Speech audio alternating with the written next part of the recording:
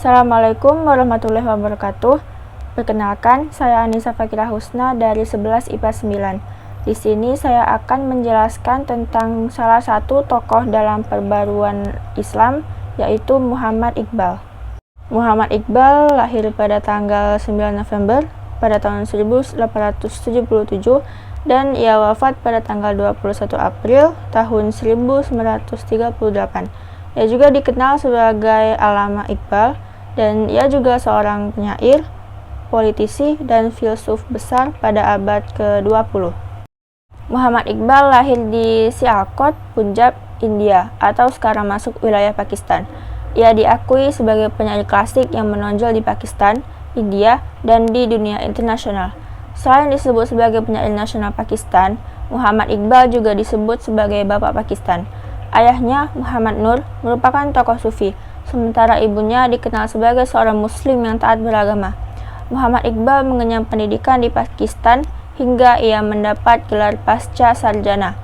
Setelah itu, ia diangkat sebagai staf dosen di kampusnya, dan ia diberi tugas untuk menulis syair-syair dan buku. Namun pada tahun 1905, Muhammad Iqbal memilih untuk berangkat ke Eropa untuk melanjutkan studinya di University of Cambridge. Lulus dari Cambridge, ia kembali melanjutkan sekolahnya di Jerman hingga ia meraih gelar doktor pada November 1907 di University of Munich. Pada 1908, Muhammad Iqbal kembali ke Lahore dan ia bekerja sebagai dosen dan juga sebagai pengacara.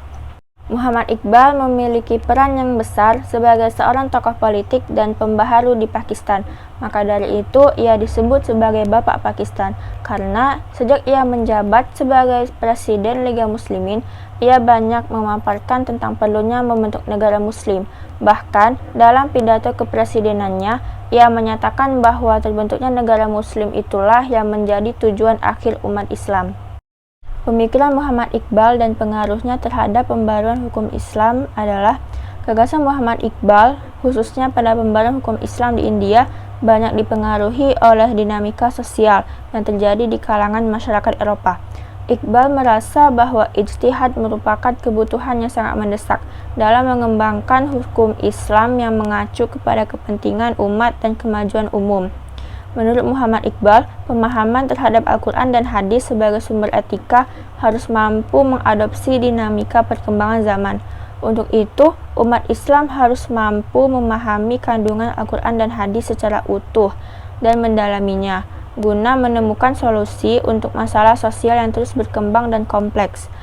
Muhammad Iqbal juga melihat pentingnya mengalihkan kekuasaan ijtihad individual kepada ijtihad kolektif atau disebut ijma'.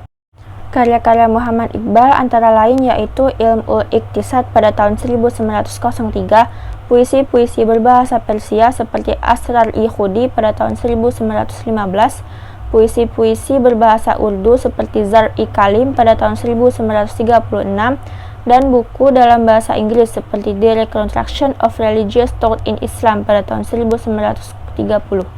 Salah satu isi karya Muhammad Iqbal yaitu Ilmul Iqtisad adalah risalah ekonomi yang ditulis oleh Iqbal atas anjuran Thomas Arnold, gurunya pada tahun 1903, yang isinya adalah penjelasan akan pentingnya ilmu ekonomi serta hubungan dagang, sistem moneter, pembelanjaan serta konsumsi dan mata uang.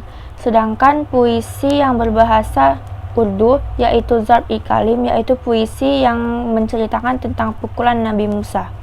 Kesimpulan dari penjelasan saya yaitu Muhammad Iqbal adalah salah satu tokoh pembaruan Islam yang salah satu pola pikirnya adalah ijtihad mempunyai kedudukan penting dalam pembaruan Islam. Sekian penjelasan dari saya. Terima kasih. Wassalamualaikum warahmatullahi wabarakatuh.